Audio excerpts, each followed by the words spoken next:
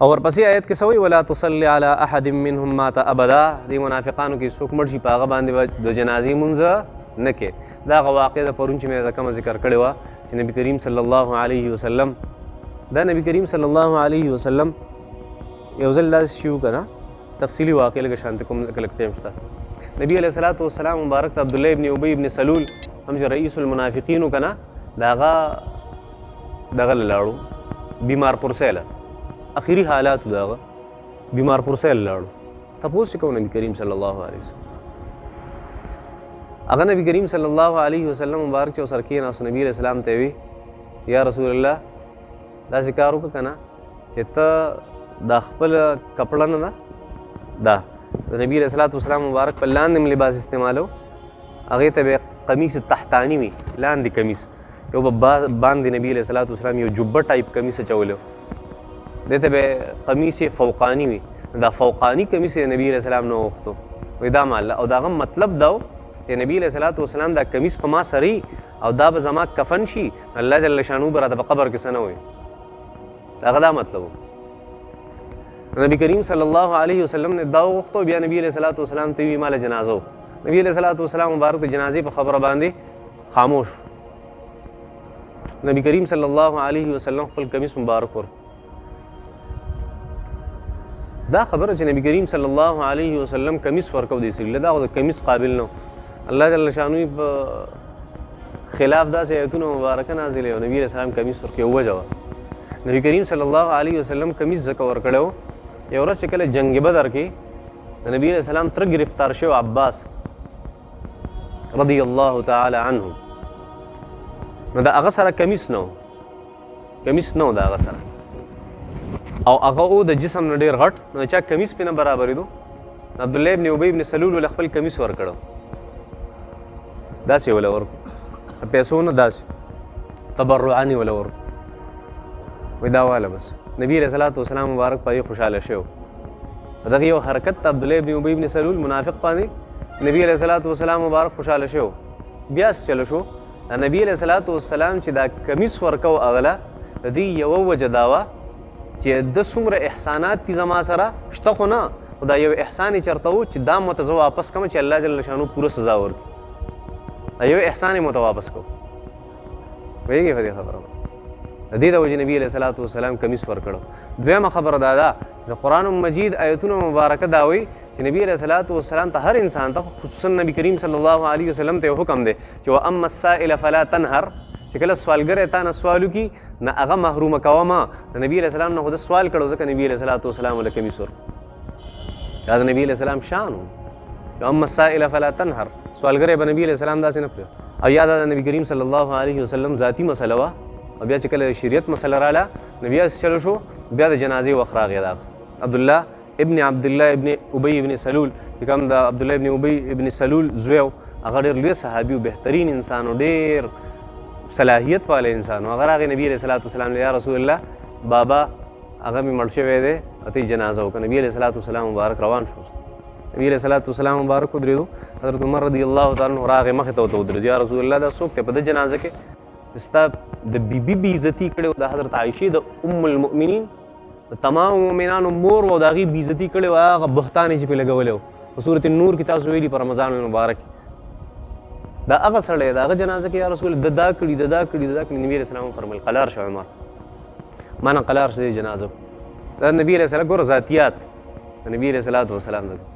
او چې شریعت راغی الله جل شانو فرمي ولا تصلي على احد منهم مات ابدا اے نبی علیہ الصلوۃ والسلام دې منافقانو کې که څوک مړ شي د هغه په جنازه باندې به نه ودرېږي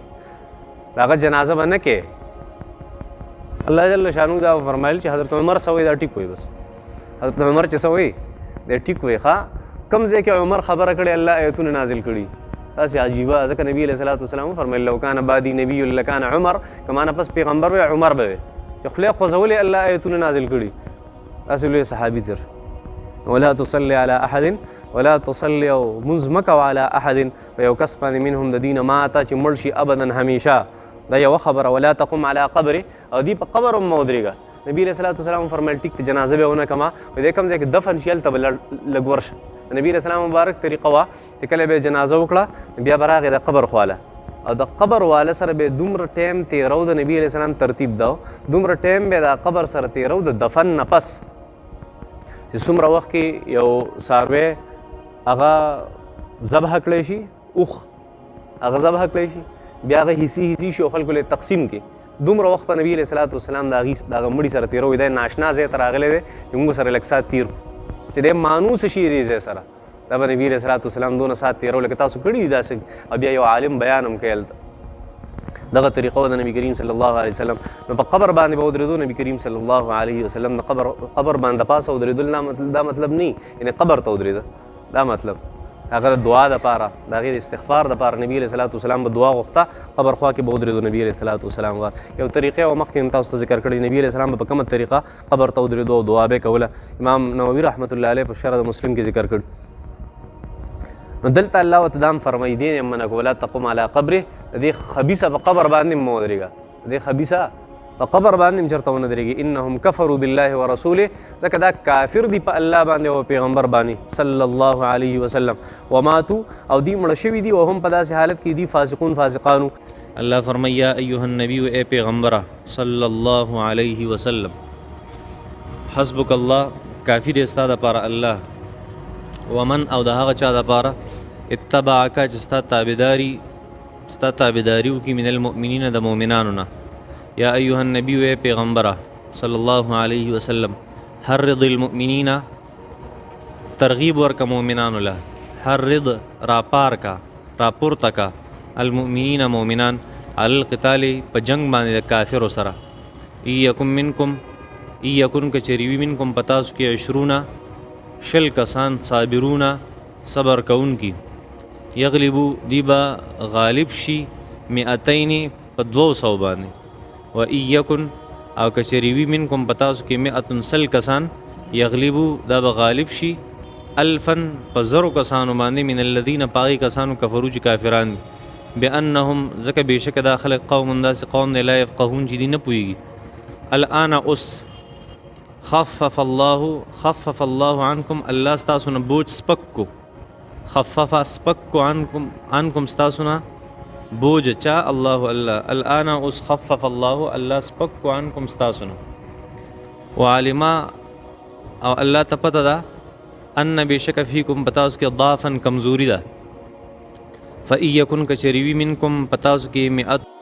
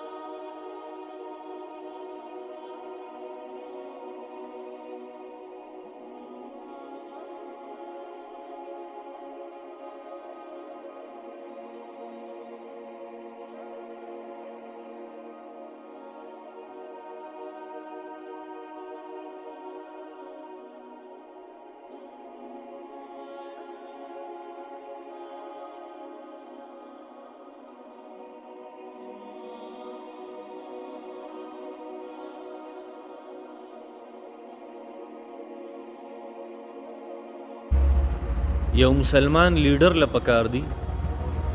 په هر قسمه جنگ کې چې هغه د غیرو سره جنگي.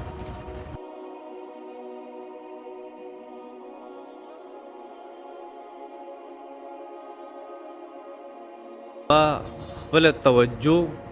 هغه ختمه کی. د مسلمان مشر توجه به په دوو قسمه خلکو باندې، یو په الله باندې او بل بچا باندې په مسلمانانو په مؤمنانو باندې. مسلمانان صرف نه، مؤمنان په دې باندې با د یو مسلمان لیډر، د مسلمانانو د یو قائد، د هغې د مشر نظر وي. نه کله چې یو بادشاه یو مشر،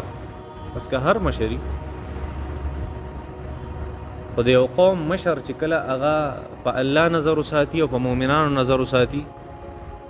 او د نور نه خپل هغه توقعات کټ کی، نو بیا الله جل شانو د په هر ځای کې امداد کوي. دی به داسې کوي. دا د مؤمن مشر، د مؤمنانو چې کوم مشر دا به د هغه صحیح، دا به د هغه صفت. زمونږ غټ یو نقصان دی. نقصان زمونږ دا دی که هر ځای کې مونږ مشري کوو، که مونږ یو سیسټم چلو، یو ترتیب او تربیت ته مونږ هغه کوو، نو په هغې کې مونږ کره او کوټه نه ګورو، خو هغه اختیارو. صحیح ده؟ مثال درکمه، داسې لږ شان په وړه سطح باندې د جومات ته امامت ته او د دې جومات مشري ده. زه د دین یو کار کوم، د قرآن مجید تدریس کوم، تفسیر پڑھاوم، ماشومانو ته سبق خیم، امامت کوم. زموږ یو جومات و، هغه جومات تقریبا د هغې 1940 او د 1950 جومات و. د هغې د نوي جوړولو سره له موقع راله. نو بیا چې مونږ خپل فنډ ته وکته، نو مونږ سره په فنډ کې صرف 80,000 روپیه پرتې وي، هغه هم چا چپه کړئ، اوسه پورې نه دي راکړي. نو زمونږ دونه وسم نه کېدو چې مونږ دا جومات وران کړی وی، ځکه په دې هم خرچه راځي که نه، مزدور به نیسي، دا به ورانوي. دونه وسه هغه زمونږ نه کېدو. او بیا د مشرانو بس توجهات دي، متوجه کېدل دی الله جل شانو طرف ته. څه د پاسه 3 کروڑه روپۍ په جومات باندې ولګېدې، موږ ته پته نه ده لګېدې. الحمدلله خو یو مسله ده چې جومات جوړ شو، خو بار بار په هر اعلان کې دا ویلی شو او په هر جمعه کې دا ویلی شو چې دلته به حرامې پیسې موږ له څوک نه راوړو. د چا روزګار چې معمولی مشکوک موږ د هغه نه پیسې نه اخلو. د دې سیس فایده دا وه چې جومات هغه ظاهري طور باندې ښه تعمیر شو الحمدلله، او باطني او روحاني تعمیر هم د هغې ښه ښکلی روان دی، په قرآن او په حدیث باندې، د وړو په سبق باندې، او چې څه دي بس الحمدلله خپل وس مطابق هر انسان په هغې کوي. داسې ده. صحیح ده که نه؟ دا ولې داسې وشوه؟ وجه وه کله چې د یو قوم مشر هغه الله اسره کی، څوک؟ الله، او دا هغه ناس تپاسته د سمو خلکو سره شي، یعنی اعتماد په الله وکړي او په مؤمنانو باندې وکړي، بیا الله جل شانو کارونه ټوله اسانوي. دې آیت مبارک کې الله جل شانو دا ذکر. اوس که چېرته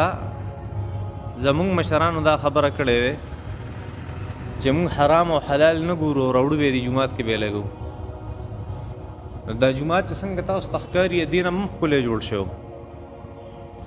اوس پکې دا تور ټایل لګېدلی او سپین ټایل لګېدلی، بیا پکې ګولډن لګېدلی وی یا وایټ ګولډ والا چې کوم ټایل دی هغه پکې لګېدلی وی، او په دې کې به هغه روحانیت نه وی، کوم روحانیت چې الله ته مطلوب دی، الله جل شانو غواړي. نو په دې کې د قرآن رنګ او بوی وی او نه خوند، نه د احادیث مبارکه او نه دین، او تقریبا تمام کارونه وی کېږي کوم د دین کارونه دي، بس په یو خاص حد کې دننه کېږي چې څومره پکار ده. الحمدلله فایده کوي. تاسو خو ډېر بار یې کم دلته تقریبا ماستن درس لراځي یا مونځ لراځي او مونږ خو دلته یو موږ ته ډېره لږه پته لګي تاسو ته لږه کمه پته لګي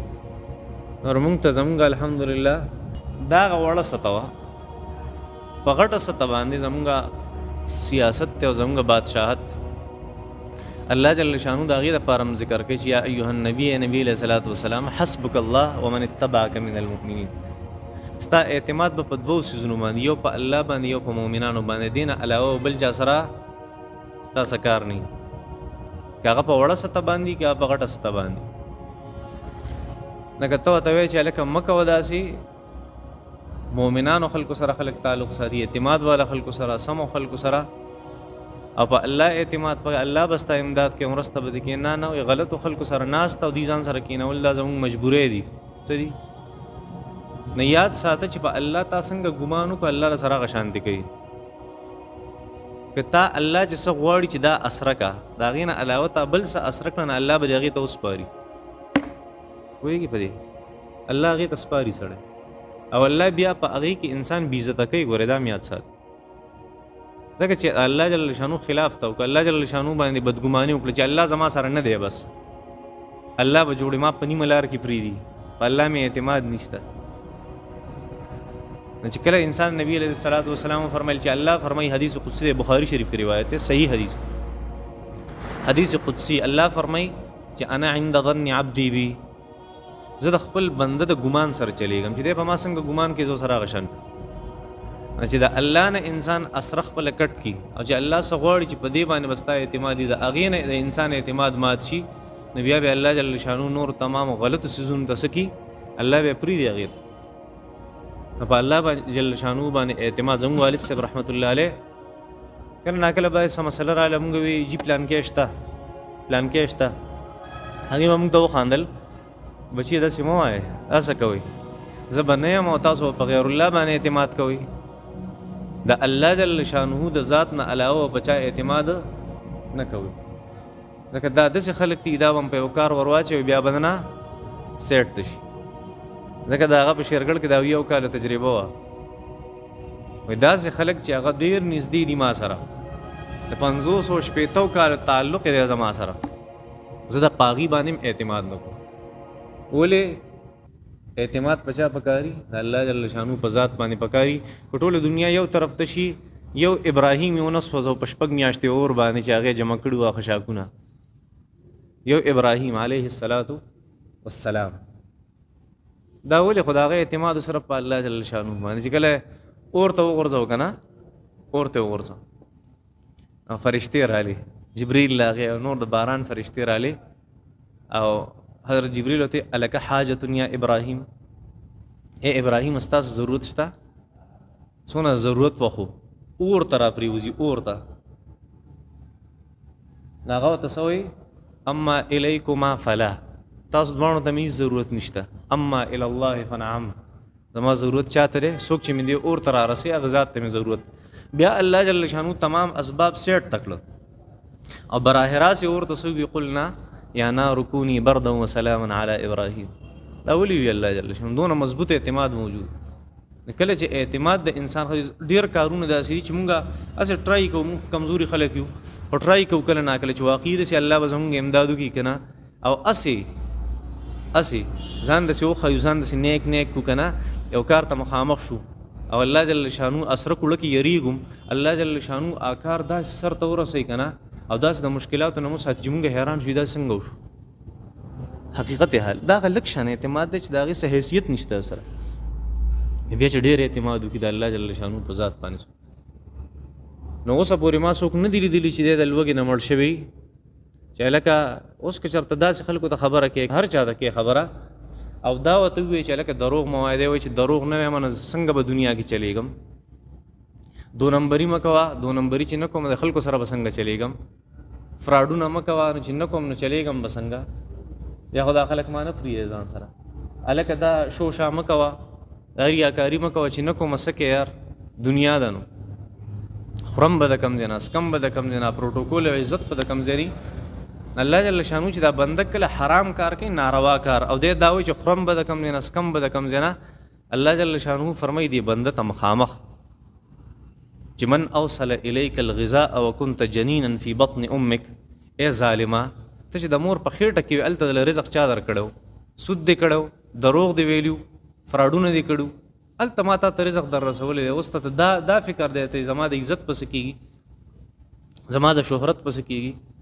او زما د سټیټس پسې کېږي، او زما د رزق پسې کېږي، زما د مال و دولت پسې کېږي، زما د بنگلې پسې کېږي، زما د جیداد پسې کېږي. الله فرمایي هلته دله چا رزق ترکو. الله جل شانه دغه فرمایي دی آیت مبارکه یا ایها النبی، ای پیغمبره صلی الله علیه وسلم، حسبک الله، ستا دپاره الله کافي دی، ومن اتبعک من المؤمنین، او هغه مؤمنان چې ستا تابعدار دي هغه ستا دپاره کافي دي. بس د هغې خلکو سره الله اسره کا، خپل مؤمنان اسره کا. بس یا دا مطلب دی، یا دا مطلب دی چې حسبک الله، ستا دپاره الله کافي دی، ومن اتبعک من المؤمنین، تا سره چې کوم مؤمنان دي دې دپاره هم الله کافي. دیم مطلب دا صحیح دا خو هغه باطنی او روحاني سيزونه د الله جل شانو د طرف نه چې موږ به اعتماد پچا کوو په الله جل شانو. خیال هم دی خو د دې دا مطلب نه چې انسان به دنیا ته شا کي او خپل محنت پنه کوي. خیال دی محنت پنه کوي که په جماعت کې ناسته او دی وایي چې کېږي به مړه په الله اعتماد دی، دا خبره درسته نه ده. د اسباب د لاندې به کار کوي خو اعتماد به پچا کوي په الله جل شانو به، خپل محنت پکې او په الله جل شانو به اعتماد کوي. دا شان کې د سیاست کوي، سیاست دا مطلب نه چې دی په آرام کینی، بس نه دروغ بنوي، دو نمبرې بنه کوي الله جل شانو نه. که ته اوس په غټه ست سیاست کې چرته ټول قوم شریک نه دی، ته به خیال کې چې دروغ بنوي، دو نمبري بنه کې، فراډونه بنه کې، مفادات بناس رکې، غلط خلکو سره ناس تپاس ته دینه بزانو ساتي، تمام سيزونه ته او طرف ته شي، بیا خپل محنت کې صرف دانه چې په الله اعتماد وکړي، خپل محنت په وکړي، دا غي نه پس په اعتماد وکړي په الله جل شانو. دا سی به انسان د دنیا موږ بار بار مونږ کې سوای ربنا آتنا فی الدنیا حسنه وفي الاخره حسنه، خو او دنیا امره کې آخرت امره ناغه چې کوم ظاهری اسباب دی اول انسان اغه ته محتاج دی، او د اغه نه پس په خپل مضبوط اعتماد پچا جوړي په الله جل شانو. اعتماد به د هر وخت کې د سره وي او د اسباب د لاندې صحیح ده. نو بیا چې د اسباب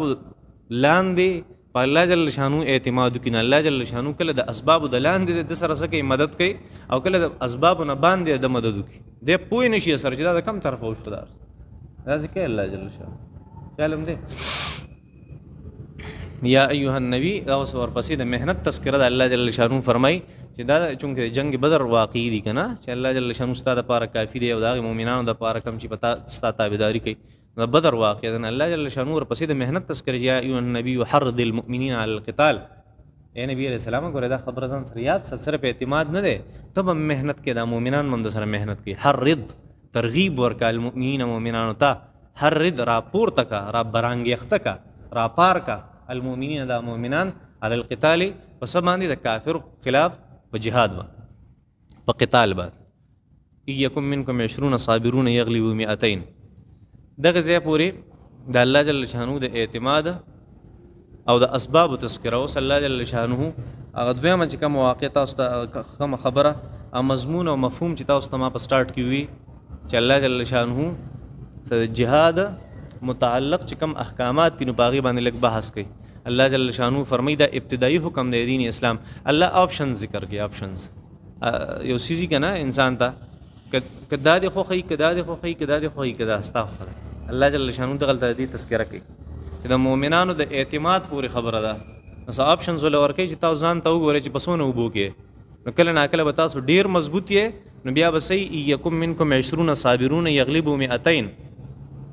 که تاسو د جنگ په موقع باندې او که تاسو کې شل کسانی او هغه استقامت والا مضبوط کسانی یغلبوا 200 دا به غالب شي په 200 باندې. که په تاسو کې 100 کسانی شل کسانی دا په 200 باندې غالب شي. د یو سړي په بدل کې شو 10 کسان یو په لسم بیا کافی ده. یاد ساتي دا خبر رمضان سره چې الله جل شانو چرته دا تعداد نه تعداد دا نفری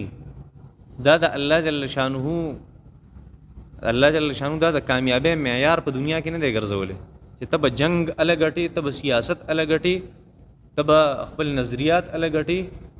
تب خپل جسمانیات الګټي، تب خپل ریاست الګټي. تا سره خلق ډیری نه په دې باندې الله جل شانو بل ځکه تقریبا سوره بقره کې یا سورې آل عمران کې تقریبا بقره کې د آخره کې الله جل شانه د داوود او د جالوت هغه واقع ذکر کړی. الله تاسو فرمایل کم من فئه قلیله غلبت فئه کثیره باذن الله. ډیر کرته الله فرمایي دا سکیږي چې وړ ډلې یو په ډیرو باندې شي غالب شي. ډیر کرته دا سکیږي، ډیر کرته ډیر دا سکیږي. الله جل شانه دا معیار نه دی ګرځولي ته زیات نه ته کامیابی، اګه ته کم نه ته کامیاب نه دا خو معیار نه دی کامیابی. کرنا کر کم خلق دا الله جل شانه خو صحیح ده. الله جل شانه فرمایي یکم منکم 20 صابرون که پتاسو کې شل کسان شرطا صابرون استقامت والی مضبوط خلقی یغلبو 200 دی به غالب شي په چا باندې په 200 کسانو باندې. دا یو آپشن و یکم منکم 100 که پتاسو کې سل کسان یغلبو 1000 من الذين كفروا دی به غالب شي په 0 کسانو باندې، سل په 0 باندې او شل په 200 باندې. یو پلس راځي دا آپشن دی الله جل شانو. دا تاسو هم چې دا الفاظ ولې ذکر کړو صفه صفه به ویلو چې یو د لس برابر دی. دا دونه اوږده قصه ولې الله جل شانو ذکر کړه دې ځان له حکمت. نو ایکم منکم 100 یغلبوا 1000 من الذين كفروا وایکم منکم 100 کپتاسو کې سل کسانی یغلبوا ندیب د پاس شي غالب بشي 1000 من الذين كفروا فزروا اغي کسانو باندې کم کافران دي. مسلمان یو پکار دی د 100 کافر مقابله کولای شي د لسو. الله جل شانو فرمایي دې وجه سره دې وجه دا ذالک بانهم قوم لا يفقهون. کافرو کې عقل نشته، ناپوه دي، بیوقوف دي. څه دي؟ بیوقوف. څنګه؟ اصل کافر چې دی کله جنگ کوي د مسلمان سره د جنگ نشي کولی، د یریږي د سنه. د کافر صرف یو سیز د اثر کړي دنیا ده، د دنیا نه پس خو د سنشته کنه د په خپل دنیاګي باندې یریږي. دې دنیاګي نه زړه نه کیږي چې مسلمانو ته مخامخ شي په جنگ کې نه دی بیا تیغ تکي چې ځان بچ کما جنگ بخپل کار کوي. اجه سو سره دی هغه دی او مسلمان د سینې په آخرت باندې چې دا خو یو سیز دی بس چې موږ خپل آخرت جوړو. دنیا خو یو سیز دی چې موږ خپل آخرت جوړو برابرو. نو دنیا مسلمان چې د هغه په دنیا باندې نظر نه په آخرت باندې نظری نو هغه د قتل نم نه ریږي، هغه خپل ځانم پیش کې خپل مالم پیش ولې د مخه تسر رواني آخرت زما اصل کامیابی خو هغه ده. د جنگي دی شي په سړی باندې حمله کولې شي او کافر مخه نه شي راتلې ری. ځکه الله فرمایي بانهم قوم لا يفقهون. سمانا چې دا کافر چې دا داسې قوم دی بانهم قوم لا يفقهون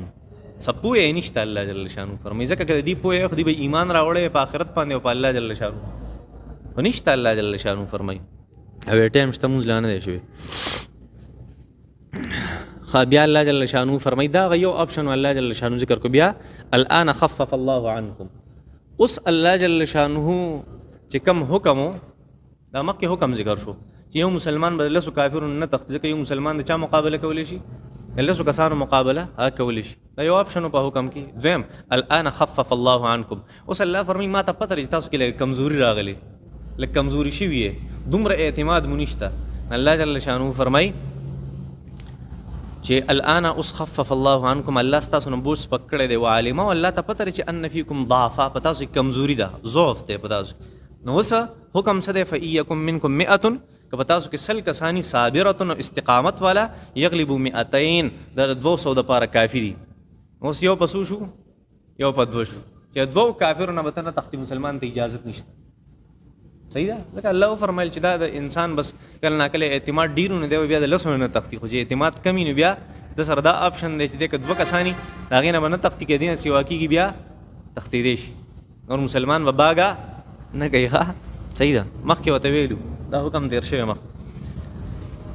نو الله څه فرمایي چې اوس کمزوري شوی تاسو نو بل آپشن د سره دا دی چې فإيكم منكم 100 که تاسو کې سل کسانی صابرۃ استقامت والا مضبوط زړه والا قیمتي خلق یغلبوا 200 یغلبوا دی غالب شي 200 په 200 باندې. وإيكم منكم 1000 هغه په تاسو کې زر کسانی یغلبوا 2000 نو بسو به غالب راشي په 2000 باندې باذن الله. خدا ارسب د چا په حکمي دا به الله په حکم او په اراده سره والله مع الصابرین. کم خلق چې مضبوط خلق یې الله جل شانه دا غي سره دی چا سره مضبوط خلق صبر والا خلق.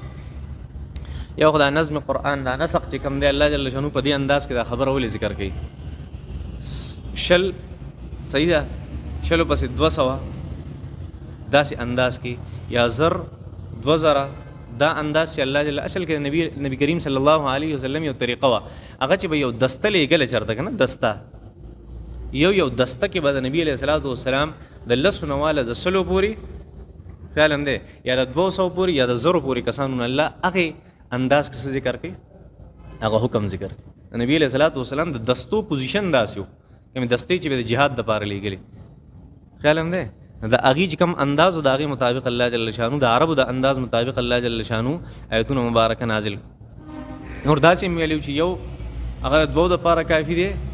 او یو د لسو د پاره کافی دی اسانه مسله وکنه د دونه وګت آیت په دې نه جوړو یو خبره ده دویم یو اهم خبره الله مع الصابرین صبر استقامت ته ته صبر هغه مطلب نه دی چې لکه صبر وکړه صحیح ده هغه معنی نه صبر استقامت ته د ارزه کې د صبر معنی صبر نه هر لفظ معنی یو شان دی په قران مجید کې ښا اصل کې الله جل شانو مخکې ذکر کوي دا کافر بے وقوف قوم دی او پتا اوس کې هغه خلک په jihad کې چلی کم چې مستقل مزاج خلک د جنگ د غټلو لپاره د الله جل شانو د اعتماد سره سره دوه خبري هغه ضروری دي سو دوه یو دا چې انسان ظاهری طور باندې مضبوطی قوت والی او دویم چې روحاني طور باندې دی مضبوطی سمانا ظاهری طور باندې دی مضبوطی هغه مخ کې قصه تیر شو الله جل شانو فرمایل اعدوا لهم ما استطعتم من قوه تاسو کوي د کافر خلاف تاسو چې څومره سامانی جنگ دی هغه برابر تاسو تمه سامانی جنگ کې آلات هم راځي د جنگ او دا غي سره د انسان د جسم مضبوطواله هم راځي چې خپل جسم مضبوط ساتي انسان دا سې کول دا ځان د جنگ د لپاره تیارول دا فرض دی په مؤمنانو باندې فرض کفایي څه فرض کفایي دی په مسلمانانو باندې یاد ساتي د مسلمانانو یو ډله به خامخا داسي چې هغه به جسمانی لحاظ سره او د آلات لحاظ سره دا ځان مضبوط ساتي همیشه یعنی دا نور ټول بیا ګناهګار دي او هغه مسره ګناهګار هغه سخلک داسي چې غیزان جسمانی طور باندې خکو د آلاتو د هغه لپاره هم کوشش کوو چې مونږه قیمتي آلات د جنگ هغه جوړ کو برابر بیا نور مسلمانانو هغه فریضه ساقطي لکه سخلک چې جنازو کې د علاقې نور نه فریضه ساقط شي جنازه څنګه فرض کفایه صحیح